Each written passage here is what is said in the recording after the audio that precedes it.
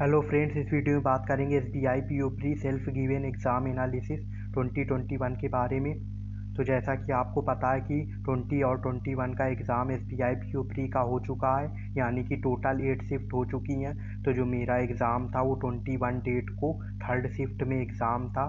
और बात करें ओवरऑल एग्ज़ाम की, तो जो एग्ज़ाम था वो था मॉडरेट टू डिफ़िकल्ट लेवल का, जिसमें क्वांट सेक्शन काफ़ी टफ आया था। बाकी रीजनिंग की बात करें तो मॉडरेट लेवल की थी, लेकिन कुछ पजल्स थी जो कि काफ़ी लेंदी थी। अब बात करें इंग्लिश की, तो इंग्लिश का लेवल भी मॉडरेट टू डिफ़िकल्ट था, और जिसकी इंग्लिश अच्छी है उसको भी मॉडरेट लगा होगा। क्योंकि बात करें कि जो इंग्लिश सेक्शन था उसमें जो एरर डिटेक्शन आई थी वो भी 3 से 4 सेंटेंसेस की थी। जो क्लोज टेस्ट आया था वो भी काफ़ी लेंदी था, तो उसके बारे में भी डिस्कशन करेंगे। तो चलिए वीडियो को शुरू करते हैं।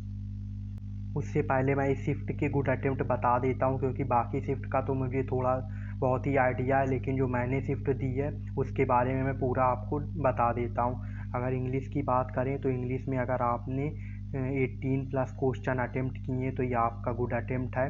हम बात करें रीजनिंग की, क्योंकि रीजनिंग थोड़ा मॉडरेट लेवल की थी, तो इसमें आपने अगर 20+ क्वेश्चन अटेम्प्ट किए हैं तो गुड अटेम्प्ट है। अब बात करें क्वांट की, जो कि काफ़ी डिफ़िकल्ट पूछी गई थी। अगर इसमें आपने 16+ क्वेश्चन या 15+ क्वेश्चन भी अटेम्प्ट किए हैं तो ये आपका गुड अटेम्प्ट है।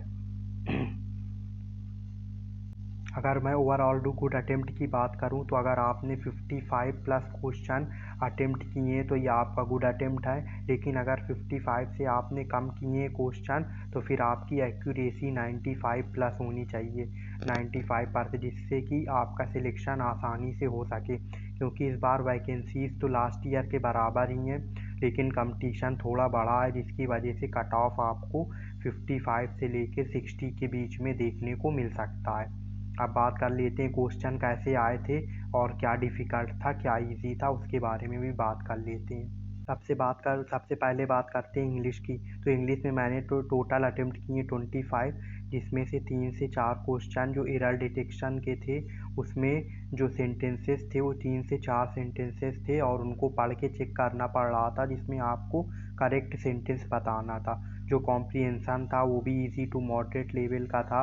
5 से 6 क्वेश्चन दिए हुए थे और एक दो क्वेश्चन स्पेलिंग के भी दिए हुए थे, मतलब कि वोकैब बेस्ड। अब बात करते हैं क्लोज टेस्ट आया था एआई पर, 6 से 7 क्वेश्चन थे, 7 क्वेश्चन से थे इसमें। वर्ड यूसेज की बात करें तो 3 से 4 क्वेश्चन वर्ड यूसेज के आए हुए थे। तो जो इंग्लिश था वो ओवरऑल मॉडरेट लेवल का था, इतना इजी नहीं था कि आप 30 आउट ऑफ 30 आसानी से कर लें, इतना इजी नहीं था। अब बात करते हैं क्वांट की। तो क्वांट में मैंने 15 क्वेश्चन अटेम्प्ट किए, क्योंकि जो डीआई आए थे वो काफ़ी लेंदी थे। डीआई आपको समझ में तो आ रहे थे, लेकिन जो क्वेश्चंस थे वो काफ़ी 2 से 3 या 4 लाइन में क्वेश्चन दिए हुए थे, जिसकी वजह से उनको सॉल्व करने में काफ़ी प्रॉब्लम हो रही थी।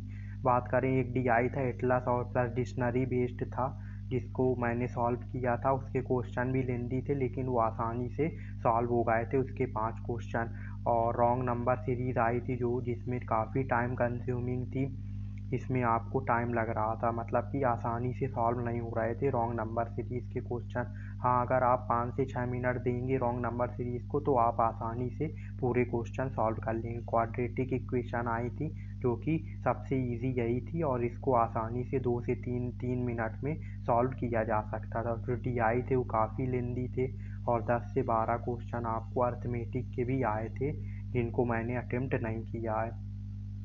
अब बात करते हैं कि अगर आपने क्वांट में 15+ अटेम्प्ट किए हैं या 14-15 क्वेश्चन अटेम्प्ट किए हैं तो ये आपका गुड अटेम्प्ट होगा, क्योंकि क्वांट काफ़ी मॉडरेट लेवल की पूछी गई थी।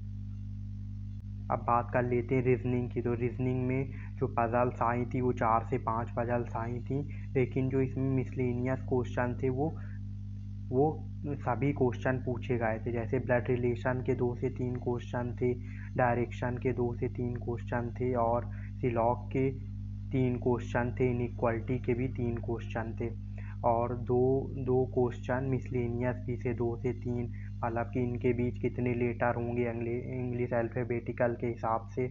और साथ में ऑड वन आउट भी एक क्वेश्चन था इंग्लिश अल्फ़ाबेट में। और बात करूँ जो पजल्स थी उसमें मैंने 2 से 3 पजल अटेम्प्ट किए। एक तो सर्कुलर इन आउट वाली पजल मैंने अटेम्प्ट की है और बॉक्स बेस्ड पजल अटेम्प्ट की है जो कि आसानी से बन गई थी, और एक कोई पजल और थी जो मैंने अटेम्प्ट की है। ये Monday to Sunday toffee puzzle थी, टॉफ़ी को अरेंज करना था और नंबर्स में था, कैलकुलेटिव पजल्स थी, ये मैंने अटेम्प्ट नहीं की है। और 1 से 2 पजल्स और आई थी जो कि मैंने अटेम्प्ट नहीं की। हम बात करते हैं कोडिंग डिकोडिंग नहीं आई थी इसमें, तो इसका जो लेवल था वो अच्छा था, मतलब इसमें आप आसानी से अगर आपकी रीजनिंग अच्छी है तो 25 प्लस क्वेश्चन अटेम्प्ट किए होंगे। मैंने इसमें 22 क्वेश्चन अटेम्प्ट किए, तो ओवरऑल जो मेरा अटेम्प्ट है वो है 62 ओवरऑल अटेम्प्ट है, जिसमें से एक्यूरेसी की बात करें तो अराउंड 85 to 90% एक्यूरेसी आप लोग मान सकते हैं। बाकी इंग्लिश में तो गलत सही का मतलब रॉन्ग और करेक्ट का पता नहीं चलता है। तो ये रहा कि थर्ड शिफ्ट का एनालिसिस। आप लोग भी अपने अटेम्प्ट नीचे कमेंट सेक्शन में बता सकते हैं अगर आपने थर्ड शिफ्ट में एग्ज़ाम दिया है, किसी और शिफ्ट में एग्ज़ाम दिया है तो। बाकी अगर रीजनिंग की आपको 1-2 पजल्स जो छूट गई हैं जो कि आई हुई थी वो नहीं अगर आपको पता है तो आप कमेंट कर सकते हैं। बाकी जो मैंने अटेम्प्ट की थी वो दो से या तीन पजल अटेम्प्ट की थी इसमें से। बाकी तो मैंने आपको इसमें लिख ही दिया है कि कौन कौन सी पजल्स आई हुई थी। Thank you.